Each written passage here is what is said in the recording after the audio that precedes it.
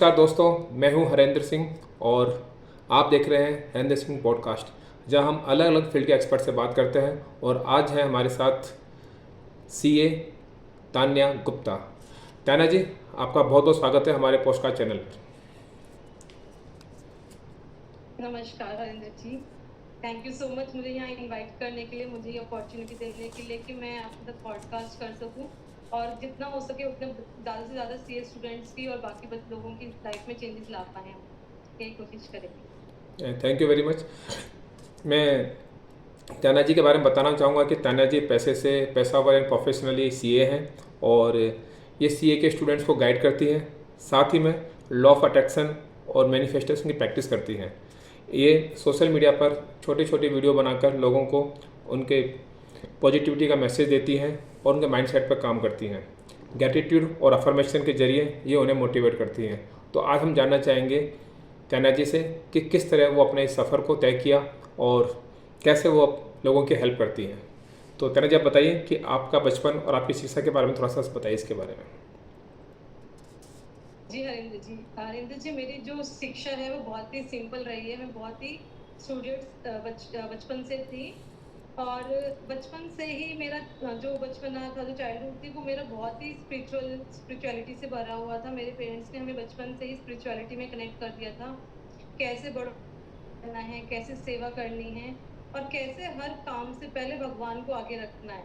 जो ये शिक्षा मेरे पापा ने मुझे दी, मुझे लगता है इसने मेरी लाइफ में बहुत बड़ा रोल प्ले करा है, मेरी एजुकेशन में भी।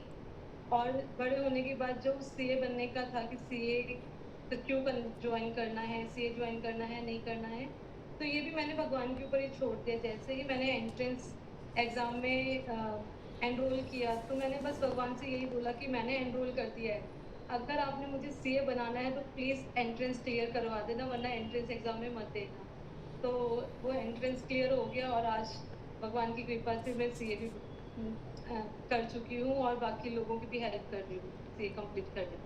Thank you very much ma'am, बहुत अच्छा कि आपने जैसे आपने बताया कि आप पढ़ाई में काफ़ी गंभीर और वो रही हैं, सीरियस रही हैं। लेकिन जैसे सीए की पढ़ाई के बारे में कहा जाता है कि ये एक अदर स्टडी से काफ़ी टफ और बहुत डिसिप्लिन और कंसिस्टेंसी के साथ में होती है। तो आप थोड़ा बताएंगे कि अगर किसी भी स्टूडेंट को, कोई नए स्टूडेंट को अगर सीए को कैरियर के रूप में चुनना चाहे तो किन बेसिक्स क्वालिटी या कौन से उनके अंदर वो होनी चाहिए जो उसको सीए के सफ़र को आसानी से तय कर सके। हाँ जी, सीए के लिए सबसे इम्पोर्टेंट है डिसिप्लिन होना। ओके। अगर कोई स्टूडेंट कंसिस्टेंट है तो वो सीए को आराम से क्रैक कर सकता है। कंसिस्टेंसी ऐसा नहीं है कि हम सारे सीए में बहुत सारे सब्जेक्ट्स होते हैं, मतलब सिर्फ 5 नहीं 6 नहीं, बहुत सारे सब्जेक्ट्स होते हैं। तो कई बार बच्चे क्या गलती करते हैं कि वो एक सब्जेक्ट को 15 दिन पढ़ते हैं, फिर छोड़ देते हैं, फिर सोचते हैं कि हम उनको बाद में 2 महीने बाद रिवाइज करेंगे, 3 महीने बाद रिवाइज करेंगे। बट ऐसा नहीं है, हर सब्जेक्ट को प्रॉपर टाइम देना, उनको प्रॉपर स्लॉट देना कि मुझे कब पढ़ना है, कितना पढ़ना है, एक टाइम टेबल बनाना और कंसिस्टेंसी अपनी मेंटेन रखना अपनी प्रैक्टिसेस में, वो बहुत इंपॉर्टेंट है। दूसरी क्वालिटी है पेशेंस, क्योंकि सीए जो जर्नी है वो बहुत लॉन्ग जर्नी है, इसमें बहुत सारे फेलियर्स होते हैं। कहा भी जाता है कि सबसे टफेस्ट कोर्स है सीए करना। तो उसके लिए पेशेंस होना आपके अंदर बहुत ज़रूरी है मूव ऑन करने के लिए। क्योंकि कई बार बच्चों के साथ क्या होता है कि वो 12th तक तो बहुत इंटेलिजेंट होते हैं, फर्स्ट आ रहे क्लास में, सेकंड आ रहे क्लास में, लेकिन सीए में आके एक ऐसा पॉइंट आता है कि वो फेल होते हैं, उनके मार्क्स कम आते हैं। तो जब उससे वही पॉइंट है जहाँ पे अगर आपने पेशेंस रखा और नेक्स्ट अटेम्प्ट के लिए आपने फिर से स्टार्ट कर दिया पढ़ना, तो आप उससे क्रैक कर लेंगे और डेफिनेटली इसे पास कर लेंगे। और थर्ड इम्पॉर्टेंट जो चीज़ है वो है मेंटल हेल्थ। क्योंकि पढ़ाई हम करते हैं, हम हार्ड वर्क करते हैं, बट अक्सर देखा गया बच्चों में कि वो एग्जाम वाले दिन इतना पैनिक हो जाते हैं कि उनको जो आता है एग्जाम में वो उसे भी राइट नहीं कर पाते, उसे भी कंप्लीटली लिख नहीं पाते हैं, जिसकी वजह से वो बाद में रिग्रेट करते हैं कि मुझे आता था, मैंने कंसिस्टेंसी रखी है, मैंने पढ़ाई करी है, लेकिन तब भी मैं पेपर में ब्लैंक क्यों हो गया। तो उसके लिए इम्पोर्टेंट है अपने आप को काम रखना, अपने आप को पॉजिटिव रखना और एक अपनी मेंटल हेल्थ पे ध्यान देना। जैसे हम कहते हैं कि अपनी फिजिकल हेल्थ के लिए हम जिम जाते हैं, जिम जाना बहुत इंपॉर्टेंट है, उस तरीके से मेंटल हेल्थ भी आपके लिए एग्जाम में बहुत इंपॉर्टेंट रोल प्ले करती है। आपका जो एनवायरनमेंट है वो बहुत इंपॉर्टेंट रोल प्ले करता है पढ़ाई के लिए। तो हर सीए स्टूडेंट को उसके अंदर डिसिप्लिन, पेशेंस और एक पॉजिटिव एटीट्यूड होना तो बहुत इंपॉर्टेंट है। बिल्कुल सही कहा मैम कि बिना डिसिप्लिन को, बिना कंसिस्टेंसी के सीए जैसी पढ़ाई को आप नहीं कर सकते हो। और केवल सीए में ये कहा जाता है कि सीए केवल पढ़ाई करने का ही वो नहीं है कि आपने केवल पढ़ाई कर ली और बैलेंस शीट की आपने कैलकुलेशन कर ली। कहते हैं कि सीए के बाद आपका जो सही काम सीए बनने के बाद ही होता है लोगों को एडवाइस करना, लोगों को गाइड करना, और उसमें आपको पब्लिक डीलिंग एक सबसे मेन चीज़ होती है। तो आपको क्या लगता है कि सीए बनने के बाद किन किन और चीज़ों की आवश्यकता होती है कि सक्सेसफुल सीए बनने के लिए? पढ़ाई तो कर ली, डिग्री भी ले ली, बट आपकी प्रैक्टिस बहुत अच्छी होनी चाहिए और उसके लिए पब्लिक डीलिंग बहुत ज़रूरी है। तो आप इस बारे में क्या कहना चाहती हैं? उसके लिए आपके पास एक कम्युनिकेशन स्किल्स अच्छी होनी चाहिए। जो सीए में आपके पास आपको ट्रेनिंग दी जाती है, आर्टिकलशिप जिसे हम नाम देते हैं। ओके। अगर आप उस आर्टिकलशिप को बहुत अच्छे से करोगे, कई बार बच्चे क्या सोचते हैं कि हमारे एग्जाम पास करना इंपॉर्टेंट है, articleship is not that much important. वो आर्टिकलशिप जो उनकी ट्रेनिंग होती है उसको बहुत लाइटली ले लेते हैं कि कोई बात नहीं, काम है, काम सीख लेंगे बाद में भी। बट ऐसा नहीं होता है। हमें अपनी आर्टिकलशिप जो हमारी ट्रेनिंग है, अगर हम उसे बहुत कंसिस्टेंटली बहुत अच्छे से उसे करते हैं, उसमें जो हमें टास्क दिए जाते हैं, जो काम दिया जाता है वो सीखते हैं, तो हम सीए बनने के बाद भी बहुत अच्छे से काम करते हैं। और दूसरा एक इंटीग्रिटी, जो हमारे सीए कोर्स में कहा जाता है, इंटीग्रिटी बहुत इंपॉर्टेंट है। कि क्लाइंट ने कुछ आपको बताया है, आप वो सबको डिस्क्लोज ना करें। क्लाइंट के लिए आपको एक अ, जो उनके सीक्रेट्स हैं, जो उनके फाइनेंशियल हेल्थ के बारे में हैं, वो आपको अपने पास रखना होता है, तभी आप एक सक्सेसफुल सीए बन सकते हैं। Thank you ma'am. सीए की जर्नी के लिए और सीए की स्टडी के लिए आपने मेहनत तो साथ में की, लेकिन आपने बताया था कि आप लॉ ऑफ अट्रैक्शन और मैनिफेस्टेशन को भी अपनी स्टडी में साथ में जोड़ा। आपने ये फील किया कि मैं सीए बन गई और सक्सेसफुल सीए बन गई। तो ऐसा कोई वाक्य आपको याद है कि आपने कौन सी चीज़ मैनिफेस्ट करके आपने सीए के लिए काम में आई आपके? हाँ जी। अ, मेरे को एलओए के बारे में जो है, मेरी क्लासेस में ही जो हमारे जो कोचिंग टीचर थे, वो लंच ब्रेक में क्या करते थे, वो द सीक्रेट मूवी का ट्रेलर चला देते थे। ओके।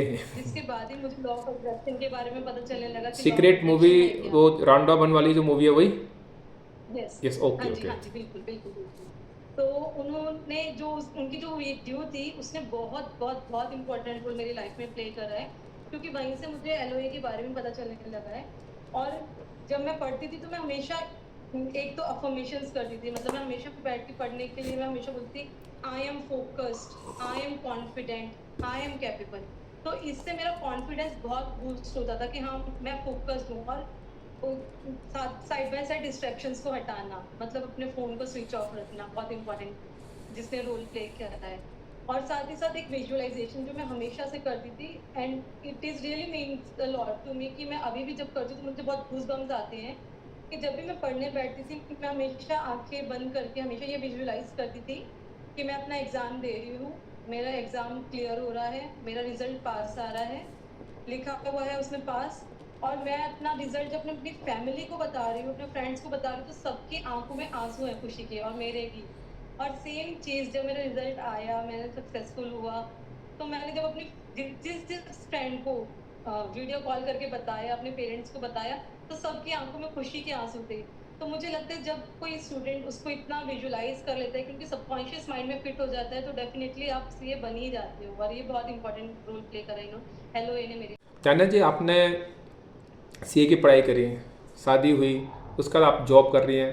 तो जो हमारा हिंदुस्तान का जो ट्रेडिशन, जो कल्चर है, उसमें अब जागरूकता है। तो पेरेंट्स अपने बच्चों को, चाहे वो लड़की हो चाहे लड़का हो, दोनों पर, बेटा बेटी पर सेम पढ़ाई पर पैसा खर्च करते हैं। लेकिन देखा गया है कि ये आंकड़े आते हैं कि जो बेटे होते हैं, लड़के होते हैं, वो तो अपने इस स्टडी को प्रोफेशन के रूप में अपना के आगे निकल जाते हैं और करते रहते हैं लाइफ टाइम। लेकिन जो हमारी बेटियां हैं, फीमेल्स गर्ल्स हैं, वो शादी के बाद उनको अपना एक प्रोफेशन छोड़ना पड़ता है। कहीं मजबूरी होती है कि बच्चे, फैमिली को देखना है, वहाँ परमिशन नहीं मिलती है। तो इस दौर के अंदर, ऐसी सिचुएशन में जहाँ आपने पढ़ाई करी, फिर आपने मैरिज भी करी, आप माँ भी बनी और आप जॉब भी कर रही हैं, तो ये चैलेंज क्या आपकी लाइफ में आए? और आए तो आपने कैसे इनके पीछे बैलेंस बनाया, क्या स्ट्रेटजी अपनाई, थोड़ा बताइए। हरेंद्र जी, बहुत अच्छा क्वेश्चन पूछा आपने। ये जो आप सिचुएशन बोल रहे हो, ये मैंने काफी लेडीज की लाइफ में देखी है। बट मैं बहुत खुशनसीब थी कि मैंने जो अपनी सीए की पढ़ाई है वो पूरी ही अपनी शादी के बाद करी है। मेरे जो इन लॉज थे वो भी बहुत सपोर्टिव थे, और मेरे हस्बैंड का पूरा पूरा सपोर्ट था कि मैं अपनी पढ़ाई जो है, सीए का जो एक ग्रुप रहता है वो मैं अपना दे पाऊँ। बीच में कोविड भी आया, कोविड के बाद जो अटेम्प्ट आया मैंने वो दिया और क्लियर किया ही है। तो मैं तो अपने आप को बहुत लकी मानती हूँ इस सिचुएशन के लिए।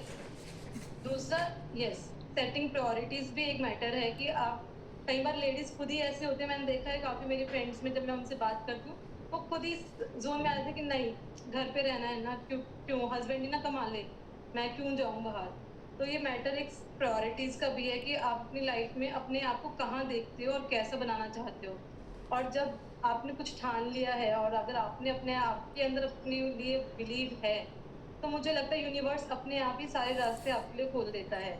राइट। और एक जो लेडीज होती है, वुमन होती है, उसकी लाइफ में एक बैलेंस बना के रखना बहुत इंपॉर्टेंट होता है कि ये भी ना हो कि हम 24/7 अपने जॉब को ही दे रहे हैं, घर को टाइम नहीं दे पा रहे हैं। राइट। तो वर्क लाइफ बैलेंस बहुत इंपॉर्टेंट होता है, specially in the life of women, I guess. Thank you. बहुत इम्पोर्टेंट, और यही लाइफ का वो लाइफ चेंजिंग टाइमिंग होता है जहाँ पर आपको डिसीजन लेना होता है कि मुझे जॉब करनी है या फैमिली देखनी है। तो अगर हम इसको प्रायोरिटी के रूप में देखें तो क्या प्रायोरिटी दोगे? फैमिली, जॉब, अपना करियर, या फिर किसको अपनी प्रायोरिटी देंगे? कैसे देंगे प्रायोरिटी पर? ये देखो, प्रायोरिटी तो बैलेंस बनाने की ही बात है मेजरली। क्योंकि जैसे मैं जॉब भी कर रही हूँ, मैं एलओए प्रैक्टिसेस भी कर रही हूँ, मैं फैमिली को भी टाइम दे रही हूँ। बट बात इंपॉर्टेंट ये होती है कि आप एक टाइम पे जो क्वालिटी टाइम दे रहे हो वो कैसा दे रहे हो।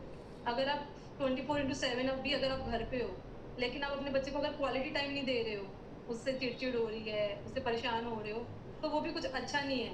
लेकिन अक्सर मैंने जो वर्किंग वुमेन्स में देखा है, वो जब पूरा टाइम ऑफिस से घर पे आते हैं तो वो अपने बच्चे को क्वालिटी टाइम देते हैं, क्योंकि उनको पता है कि यही टाइम मेरी फैमिली के लिए है। तो मैं भी यही करती हूँ, जब मैं ऑफिस में होती हूँ तो 100% टाइम अपने ऑफिस को देती हूँ, अपने प्रोफेशन को देती हूँ। जब मैं घर पे होती हूँ तो मैं 100% टाइम अपनी फैमिली को देती हूँ।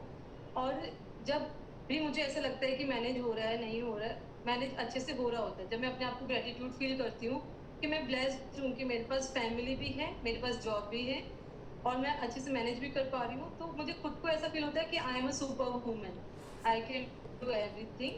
बट मैटर है कि मैं अपने आप को कैसे मैनेज कर रही हूँ। राइट मैम, सही कहा मैम आपने कि सबसे पहले अपना को ही फील करना है कि I am a super women, तभी हम कोई हमको भी है ना सुपर वुमेन मानेगा। बहुत अच्छा। एक चीज़ और मैम, आप ग्रेटिट्यूड की प्रैक्टिस करते हैं, और ग्रेटिट्यूड की प्रैक्टिस में ये कहा जाता है कि अगर सिंगल, वहाँ छोटा और बड़ा कोई भी अचीवमेंट नहीं माना जाता, जो भी चीज़ होती है सबके लिए ग्रेटिट्यूड करो। अगर आपको कोई एक गिलास पानी भी पिला रहा है तो उसके लिए उतना ही ग्रेटिट्यूड करो जितना कि कोई व्यक्ति आपको 1 लाख रुपए सैलरी दे रहा है, क्योंकि यूनिवर्स के लिए दोनों चीज़ें बराबर है। तो मैं आपसे जानना चाहूँगा कि आपकी लाइफ में ऐसे कौन से अचीवमेंट्स हैं जो आपको लॉ ऑफ अट्रैक्शन से, मैनिफेस्टेशन से और उन सब से मिले हैं, इनको लगता है कि इनका बहुत बड़ा रोल है? मेरी लाइफ में तो मुझे ऐसा लगता है, जब मैं अपने आप एक्शन से ही मिला है। मुझे लॉ ऑफ अट्रैक्शन पहले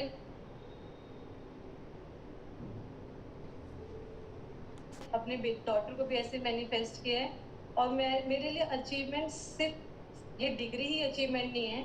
अगर मेरे एलओए प्रैक्टिसेस से किसी स्टूडेंट की लाइफ चेंज होती है, यस। किसी भी एक पर्सन के अंदर पॉजिटिविटी आती है, तो वो मेरे लिए बिगेस्ट अचीवमेंट है मेरी लाइफ में। जब कोई आके बोलता है कि यस, आफ्टर मैनी अटेम्प्ट्स मैंने ये एलओए प्रैक्टिस करी और मेरे को मेरा क्लियर हो गया है, जो वो मुझे थैंक यू बोलते हैं, तो वो मेरे लिए प्रैक्टिस है। सही कहा मैम कि अपने लिए तो कोई भी कुछ भी कर सकता है, मेहनत कर सकता है, लेकिन अगर आप अपनी नॉलेज से, अपने नेचर से, अपने एक्शन से अगर किसी का आप भला करते हो तो सबसे बड़ा अचीवमेंट वही होता है। और जो आजकल आप कर रही हो कि आप अपनी नॉलेज से अपने जितने भी सीए स्टूडेंट्स हो जिनका आप हेल्प कर पा रही हो, आप हेल्प करती हो, बहुत अच्छा काम कर रही हो ma'am, thank you very much. एक चीज़ और बताइए मैम कि आज की जो युवा पीढ़ी है जो कॉलेज में है या +2, 10, 12 करके कॉलेज में आती है, तो उनके लिए सबसे बड़ा चैलेंज क्या आता है और क्या उनका सॉल्यूशन हो सकता है? आज के टाइम में तो सबसे बड़ा चैलेंज डिस्ट्रैक्शन ही है। Yes yes yes. फोन है, फोकस है, सोशल मीडिया पे बहुत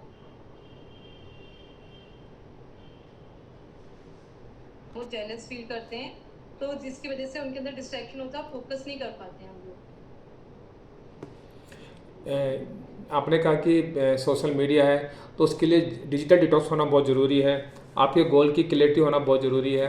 लेकिन फिर भी ऐसा होता है कि आजकल इतने सारे प्लेटफॉर्म्स हैं, वो कभी अपना बहुत ज़्यादा भटकाव बहुत ज़्यादा है कि हम ये कर लें, फिर बाद में वो कर लें, फिर वो कर लें, और वो एक फाइनली एक लक्ष्य तक नहीं पहुंच पाते हैं। तो उसके लिए अगर आपको बुक रीडिंग का भी बहुत शौक है, माइंडसेट पे बहुत काम करती हैं, और आपकी कोशिश भी रहती है कि लोगों के माइंडसेट पर काम करके उनको हैप्पीनेस, जॉय और अबंडेंस उनको दें आप, तो थोड़ा बताएंगे कि आप किस तरह उनके माइंडसेट पर काम करते हो ताकि वो एक गोल सेट कर सकें, एक वन थिंग वन माइंड पर काम कर सकें। हाँ जी, बहुत अच्छा आपने क्वेश्चन पूछा।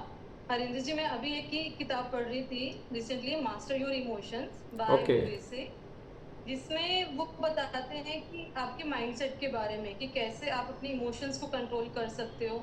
उसमें बहुत ही बारीकी से बताया गया है कि जेलेसी क्या है, रिसेंटमेंट क्या है, या फिर कोई भी सिचुएशन आती है तो आपके इमोशंस स्ट्रॉन्ग कैसे होते हैं। उसमें जो एक मेजर बताया गया है, जो बहुत अच्छी चीज जो कि इंटरप्रिटेशन, आप सिचुएशन को कैसे इंटरप्रेट करते हो। सपोज बारिश हो रही है, तो वो बारिश जो है एक फार्मर के लिए वो खुश होगा कि शुक्र है भगवान बारिश देती है, मेरी फसल बहुत अच्छी हो जाएगी। लेकिन दूसरी तरफ अगर कोई घूमने जा रहा है बाहर, कहीं घूमने गया है, वो हिल स्टेशन पे गया है, कहीं पे गया है और बारिश हो गई, तो वो उसको नेगेटिव वे में लेगा, क्योंकि उसके लिए वो अंदर पूरा टाइम उसको होटल में ही रहना पड़ेगा। तो इसमें यही बताया गया है कि जो हमारे इंटरप्रिटेशन है कोई भी सिचुएशन को लेके, वो बहुत इंपॉर्टेंट रोल हमारी लाइफ में प्ले करती है। दूसरा ये कि रिपीटेशन, कि अगर कुछ भी हमारी लाइफ में नेगेटिव हुआ है, किसी ने कुछ कह दिया, अब मैं उसी चीज को 10 बार वही भी रही हूँ, अपने फ्रेंड्स में बता रही हूँ, खुद सोच रही हूँ, अपने घर में सबको बोल रही हूँ बार बार कि इसने मुझे ऐसे कह दिया, इसने मुझे ऐसे कह दिया, इसने मुझे, तो वो जो रिपीटेशन है वो हमारे इमोशन को स्ट्रॉन्ग करती है, नेगेटिव इमोशन को भी हमारे स्ट्रॉन्ग करती है। तो इसीलिए यही आजकल यूथ में क्या होता है कि कुछ भी हुआ है तुरंत सोशल मीडिया पे डाल देना, और फिर अपनी ही पोस्ट को 100 बार देखना, कितने लाइक्स आए, कितने लाइक्स आए, कितने लाइक्स आए। तो अगर कुछ नेगेटिव भी है तो वो भी उतना मल्टीप्लाई होता है। तो इसीलिए इम्पोर्टेंट है कि अपने माइंडसेट पे काम करना, गोल्स को क्लियर रखना कि आपके गोल्स क्या है, और अपने अंदर डिसिप्लिन लेकर आना, और मोस्ट इम्पोर्टेंटली जो आपका एनवायरमेंट है उसमें पॉजिटिव पीपल का होना। क्योंकि आप अगर आपके घर का एनवायरनमेंट भी नेगेटिव है तो उसमें आप कुछ नहीं कर सकते हो, बट आप ये तो सेलेक्ट कर सकते हो ना कि आपके फ्रेंड्स कौन है। तो अगर आपके फ्रेंड्स पॉजिटिव होंगे तो फिर आपको प्रॉब्लम नहीं आएगी, और ये बहुत इंपॉर्टेंट है यूथ के लिए समझना कि कौन मेरे लिए अच्छा है और कौन मेरे लिए अच्छा नहीं है। सही कहा मैम। सीए की पढ़ाई से लेकर और लॉ ऑफ अट्रैक्शन तक की जर्नी, जिसमें ग्रेटिट्यूड, अफर्मेशन, मैनिफेस्टेशन, ये सारी चीज़ें आती हैं, तो थोड़ा बताइए कि क्या ना आज आज के क्या हमेशा से ही ग्रेटिट्यूड और अफर्मेशन क्यों ज़रूरी है? देखो, ग्रेटिट्यूड जो है वो आपकी एनर्जी को इंस्टेंटली शिफ्ट कर देता है। अच्छा। अगर मैं नेगेटिव फील कर रही हूँ और मेरे को मैं ये तो सोच सकती हूँ ना कि इस टाइम पे मेरे लिए क्या ग्रेटफुल है, मैं किस चीज के लिए शुक्रगुजार हूँ। चाहे वो मेरी हेल्थ भी हो सकती है, कोई भी नेगेटिव सिचुएशन आती है, मुझे ये सोचना है, अवेयर होना है। पहले तो यही अवेयर होना है कि क्या मैं नेगेटिव हूँ। और जब ये अवेयरनेस आ जाती है कि मैं अभी नेगेटिविटी में हूँ, जब आप मेडिटेशन करते हो तो आपको अवेयरनेस आ जाती है कि हाँ मेरे इमोशंस ठीक नहीं है, तो मुझे ये देखना कि मैं अभी किस चीज के लिए ग्रेटफुल हो सकती हूँ। मेरी हेल्थ के लिए हो सकती हूँ, मेरे बॉडी पार्ट्स के लिए, क्योंकि सबके पास बॉडी पार्ट्स नहीं होते हैं, किसी के पास हाथ नहीं होता है, सही। किसी के पास पैर नहीं होता है। मेरे पास सब कुछ है, सब कुछ बिल्कुल ठीक है, मैं उसके लिए ग्रेटफुल हो सकती हूँ। मेरे पास फैमिली है, मेरे पास फैमिली में जो रिलेशन है वो बहुत अच्छे हैं, मेरे पास जॉब है, या मेरे पास फ्रेंड्स हैं, मेरे पास रहने के लिए छत है। जब भी मैं कुछ भी अपनी चीजें गिनने लगती हूँ कि मैं इन चीजों के लिए शुक्रगुजार हूँ, तो वो तुरंत मेरा जो माइंडसेट है, जो मेरी एनर्जी है, उसे शिफ्ट कर देता है। तो ग्रेटिट्यूड ये होता है कि हमारी एनर्जी को जो शिफ्ट कर दे। और अफर्मेशन जो होता है वो हमारे माइंड को रिप्रोग्राम करता है, कि अच्छा। हमारी हमें स्ट्रेंथ देता है, हमें कॉन्फिडेंस देता है। मैं बैठी हुई हूँ, मैं एकदम से अपने आप को बोलती हूँ I am focused, I am confident. तो वो अफर्मेशन जो है वो हमारी बॉडी को एकदम से, हमारे माइंड को जो है रिप्रोग्राम कर देता है। तो कभी भी किसी भी सेमिनार में जाने से पहले, किसी भी यूट्यूब वीडियो भी बना रहे हो उससे पहले, अगर आप अपने आप को एक कमांड दे देते हो कि नहीं मैं कॉन्फिडेंट हूँ, आई एम कॉन्फिडेंट, मैं कर सकती हूँ, आई एम कैपेबल, तो वो आपके माइंड को एक रिप्रोग्रामिंग दे देता है और आपको कॉन्फिडेंस आपको बूस्ट करता है। बहुत सही बताया मैम आपने, बहुत आसान और सरल सरल शब्दों में बताया कि ग्रेटिट्यूड और अफर्मेशन क्यों ज़रूरी है और उससे क्या एनर्जी हमारी बूस्टअप होती है और कैसे हमारी सबकॉन्शियस माइंड की रिवायरिंग होती है। ये बहुत ही देखा जाए तो बहुत डीप सब्जेक्ट है, जितना जो कि आपने इतने सरल शब्दों में समझाया। रियली में thank you very much ma'am. एक चीज़ बताइए कि हमारी जो एनर्जी है वो कभी भी सेम नहीं होती है, उसकी फ्रिक्वेंसी कभी हाई कभी लो, कभी हाई कभी लो चलती रहती है और ये ज़रूरी भी है। और जब भी ऐसा आता है कि फ्रिक्वेंसी हमारी एनर्जी लो हो रही है तो हमारे अंदर नेगेटिव थॉट्स, नेगेटिव एनर्जी आती है और अलग अलग तरह के विचार आते हैं। तो उस समय उनसे कैसे उभरा जाए और कैसे अपनी इस एनर्जी को पॉजिटिव एनर्जी में और शिफ्ट करके अपनी एनर्जी को हाई लेवल पर रखा जाए। उसके लिए पहले तो मुझे रियलाइज होना चाहिए कि मेरे अंदर जो है नेगेटिव एनर्जी है, यानी मैं कि लो फील कर रही हूँ। यानी कि अवेयरनेस होनी तो चाहिए जब भी आपको, आप है ना? हाँ जी, यानी अवेयरनेस होनी चाहिए आपको कि मैं बिल्कुल लो में हूँ कि बिल्कुल हाई में हूँ। अवेयरनेस। ठीक है। हाँ जी, अवेयरनेस होगी तभी आप उस लूप से बाहर आ पाओगे। अगर किसी के मन में यही डाउट है कि नहीं मैं तो बिल्कुल ठीक हूँ, मैं जो सोच रही हूँ वो बिल्कुल ठीक है, तो वो गलत है। और इसके लिए आपके पास फ्रेंड्स भी वैसे होने चाहिए जो आपको पॉजिटिव की तरफ लेके जाए। एक तो पॉजिटिव माइंडसेट वाले अगर आपके फ्रेंड्स होंगे, आप उनसे कनेक्ट कर सकते हो, क्योंकि वो आपके एकदम से आपका जो माइंड है, हो सकता है कई बार आपका पर्सपेक्टिव कुछ और है, वो आपको राइट डायरेक्शन दिखा सकते हैं। बट अगर फ्रेंड भी आपका नेगेटिव है, अगर उसको कांटेक्ट करोगे तो और लो ही जाओगे, तो उससे कांटेक्ट नहीं करना है, पॉजिटिव फ्रेंड से कांटेक्ट करना है। और दूसरा ग्रेटिट्यूड, ये हमेशा अपने आप में ध्यान रखना है कि हाँ मैं एक एंकर भी होता है जो हमें एनएलपी में बताया जाता है कि एंकर बना के रखना, कि कोई एक पॉइंट, कुछ भी एक एक्शन ले लेना अपने लिए, या कुछ भी एक सिंबल क्रिएट कर लेना कि अगर मैं नेगेटिव हूँ उसको शिफ्ट करने के लिए, उस एंकर को जब आप शिफ्ट करते हो, ग्रेटिट्यूड फील करते हो, तो आपका जो एनर्जी है वो इंस्टेंटली शिफ्ट हो जाती है। तो मेरे हिसाब से तो ग्रेटिट्यूड, मैं जो फील अपने आप को नेगेटिव से पॉजिटिव में लाने के लिए ग्रेटिट्यूड जितना लिखती हूँ, जितना हम ग्रेटिट्यूड लिख सकते हैं, 10 ग्रेटिट्यूड, 12 ग्रेटिट्यूड, जितनी चीजों के लिए हम ग्रेटफुल हैं, वो जब हम लिखते हैं तो हमारा नेगेटिविटी से हम पॉजिटिव में इंस्टेंटली शिफ्ट हो जाते हैं। यहाँ मेरा एक क्वेश्चन एक और है कि आपने कहा कि ग्रेटिट्यूड, तो ग्रेटिट्यूड क्या उसके लिए भी लिखनी चाहिए जो नेगेटिव सिचुएशन है, ये जिन लोगों की वजह से नेगेटिव सिचुएशन आई है, क्या उनके लिए भी लिखें, उनको भी थैंक यू बोलें, या केवल सिर्फ पॉजिटिव लोगों के लिए कि जो हाँ हमारे जी, साथ आते हैं? नहीं नहीं नहीं, ग्रेटिट्यूड हमें नेगेटिव लोगों के लिए भी लिखना चाहिए और जो नेगेटिव सिचुएशन हमारे लिए लाए हैं उनके लिए भी।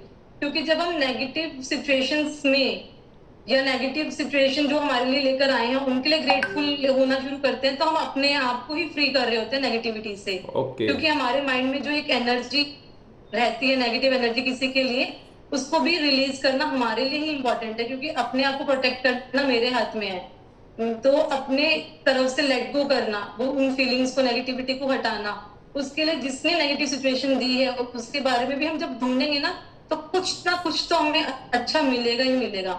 एक और चीज जो मैंने यूज की थी वो थी hate list. Hate list means कि किस किस को मुझे, कौन कौन मुझे पसंद नहीं है, या किस बारे में है, क्यों पसंद नहीं है। जब उसको बनाया, 1 2 3 ऐसे 15 20 एक लिस्ट बना लो, और धीरे धीरे जब टिक करोगे ना कि नहीं, अरे कोई बात नहीं उसने ऐसे बोला, लेकिन कोई बात नहीं, ये तो अच्छा करा ना उसने मेरे लिए। तो जब हम ऐसे करते तो अपना ही माइंड सेट जो है हमारा शिफ्ट हो जाता है नेगेटिव से पॉजिटिव में। Right ma'am, right. अभी आपने बात की थी कि फ्रेंड्स, आपका फ्रेंड सर्किल यानी कि आपका इन्वायरमेंट, तो फ्रेंड सर्किल और इन्वायरमेंट में मिलते हैं स्कूल में, कॉलेज के अंदर, लेकिन एक घर का भी माहौल होता है और घर का भी इन्वायरमेंट का इम्पैक्ट पड़ता है। तो आपके घर में, आपके फैमिली में से किसका आपके ऊपर प्रभाव पड़ा? आपके पेरेंट्स में, फादर, मदर, भाई, किसका पड़ा? मेरे फादर का बहुत इंपॉर्टेंट रोल रहा है मेरी लाइफ में। हमारे घर, मतलब कहते हैं ना कि कोई भी एक पर्सन अगर आपके घर में पॉजिटिव है तो आपके घर का पूरा ऑरा वैसा हो जाता है। तो हमें बचपन से ही हमारे फादर ने जो है वो शुक्र करना सिखाया है। जब भी कोई नेगेटिव सिचुएशन हमारी लाइफ में आती थी तो उन्होंने हमेशा कहा कि तो क्या हुआ, इतनी सी तो बात है, भगवान इससे कुछ अच्छा ही देगा, या जो हो रहा है वो अच्छे के लिए ही हो रहा है। और हमेशा यही बोला कि करता नहीं बनना है, काम करना है और बीच में से निकल जाना है, करता जो है वो भगवान है। तो अपने जो काम है, आपने इंस्पायर्ड एक्शन लिया वो लिया, लेकिन रिजल्ट के ऊपर नहीं सोचो, भगवान के ऊपर छोड़ दो कि अच्छा होगा तो भी तू करेगा, बुरा होगा तो भी तू करेगा। तो आई मतलब मुझे लगता है कि मैं बहुत बहुत बहुत खुशनसीब हूँ कि मेरा बचपन इतना अच्छा रहा है कि लोग जो है इनर चाइल्ड की बात करते हैं जबकि उनको हील करना है, तो मुझे लगता है कि मुझे कुछ ऐसा फील ही नहीं हो रहा है कि मुझे कुछ हील करना है, सब कुछ इतना ब्लिसफुल है मेरी लाइफ में। बिल्कुल सही कहा कि फैमिली में अपने इन्वायरमेंट के अंदर देखा जाए तो फैमिली में अपने पेरेंट्स का या किसी का भी बहुत इम्पैक्ट पड़ता है। जहाँ आपने बताया कि आपके फादर का बहुत अच्छा रोल रहा, बहुत इम्पैक्ट रहे। आपने बहुत सरल शब्दों में और बहुत आसान शब्दों में सीए की स्टडी के साथ साथ अपनी पर्सनल लाइफ, अपनी फैमिली, अपने जॉब के सामने बहुत अच्छा कोऑर्डिनेशन बैठाते हुए अपनी लाइफ को सक्सेसफुली जी रही हो। और सबसे अच्छी बात ये लगी मुझे आपकी कि आप केवल अपने लिए काम नहीं कर रही हो, बल्कि आप तमाम हज़ारों स्टूडेंट जो सीए बनना चाह रहे हैं और सीए की तैयारी कर रहे हैं, उनके लिए आप एक मोटिवेशन का एक सिंबल हो। मैम एक चीज़ और लास्ट में कहेंगे कि आप हमारे जो भी इतने सारे ऑडियंस हैं जो उनको सुन रहे हैं, तो उनके लिए क्या संदेश देना चाहोगे कि उनको एक ऐसा संदेश जो उनके लाइफ को टर्निंग पॉइंट कर दे। थैंक यू हरिंदर जी। मैं सबको यही कहना चाहूंगी कि लाइफ जो है वो हमेशा आपके थॉट्स को, आपकी फीलिंग्स को सुन रही है। ये यूनिवर्स जो है वो कभी भी ना नहीं सुनता। तो हम पॉजिटिव सोचो, आपके थॉट्स जो आपकी फीलिंग्स है, कहते हैं ना भगवान जो है वो वक्त के वश में होता है, उसके लिए जो है वो फीलिंग्स मैटर करती है। छोटे छोटे से भी, जैसे शबरी के भी भेड़ जो है वो उन्होंने जूठे खिलाए राम जी को, लेकिन उनके लिए फीलिंग्स मैटर करती थी। तो उसी तरीके से हमारी जो लाइफ है, यूनिवर्स जो है वो हमारे थॉट्स को सुन रहे हैं, हमारी फीलिंग्स को सुन रहे हैं। तो हमेशा पॉजिटिव सोचो, हमेशा टेक इंस्पायर्ड एक्शंस, अपने एक्शंस लेते रहो और रिजल्ट जो है वो यूनिवर्स के हाथ में छोड़ दो। तो हमेशा हर चीज के लिए जब आप ग्रेटफुल होना शुरू कर दोगे तो आप अपने लिए अट्रैक्ट करना शुरू कर दोगे। Say yourself that I am a magnet, I am magnet to positivity, I am magnet to money, I am magnet to see whatever you want to manifest, you become that magnet। और अपने अगर आप खुद को positive रखोगे तो आपके आसपास का जो ऑरा है, जो आपके आसपास के लोग हैं, उनमें चीज आपको अपने आप दिखेगी। Thank you very much ma'am. आपका बहुत बहुत धन्यवाद, आपने समय निकाल कर आप यहाँ आए हमारे पॉडकास्ट चैनल पे। और रियली आपने ये सही कहा है कि सबसे पहले तो आपके अंदर एक थॉट होना चाहिए, आप क्या काम करना चाह रहे हो। उस थॉट के अंदर पूरा इमोशंस आप रखो कि वो काम आप कर सकते हो, इतनी आपके अंदर फीलिंग आनी चाहिए, वो इमोशंस आना चाहिए। फिर आप एक इंस्पायर्ड एक्शन लो और उसके बाद फिर रिजल्ट्स आते हैं। तो ये एक फार्मूला हो गया TEAR, यानी कि आप thoughts, emotions, action and the result. क्या सिंपल फार्मूला आपने बताया। Thank you very much ma'am, आपका बहुत बहुत धन्यवाद हमारे इस पॉडकास्ट चैनल पर आने के लिए। और मैं अपने ऑडियंस से कहता हूँ कि मैम से अगर किसी भी तरह की अगर आपको सीए से संबंधित और लॉ ऑफ अट्रैक्शन या मैनिफेस्टेशन के संबंध में कोई भी आपको इन्फॉर्मेशन चाहिए तो मैम का एक व्हाट्सअप नंबर यहाँ पर और उनका ईमेल एड्रेस लिखा होगा, आप उसमें से मैडम को डायरेक्ट DM कर सकते हो, उनसे पूछ सकते हो। थैंक यू, दोबारा बहुत बहुत धन्यवाद मैम आपका। Thank you, thank you so much.